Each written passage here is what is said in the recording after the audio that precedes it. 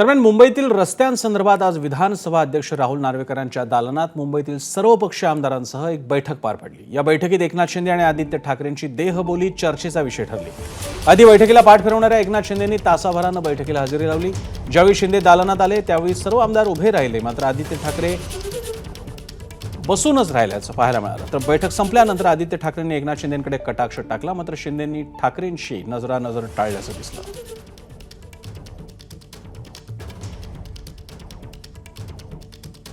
हे सगळं होत असताना नंतर नगरविकास खात्याचे मंत्री आले। ठीक आहे, ते जसं त्यांचं असतं तातूरमातूर थोडं करून गेले, पण माझी मागणी ही एक राहणारच आहे आणि ही सगळ्याच मला वाटतं आमदारांच्या मनात आहे की याच्यात आर्थिक अनियमितता जी झालेली आहे त्याच्यावर EOWच्या मार्फत चौकशी व्हावी। आम्हाला अपेक्षित होतं की जे नगरविकास खात्याचे मंत्री आहेत, ज्यांनी तत्कालीन मुख्यमंत्री म्हणून हा सगळा घोळ घातलेला आहे, ते पूर्ण बैठकीत उपस्थित असतील, पण येऊन थोड्या वेळानंतर बैठकीच्या शेवटाला तातूरमातूर केलं। दरम्यान या बैठकीत काय झालं एक नजर टाकूयात ग्राफिक्सद्वारे।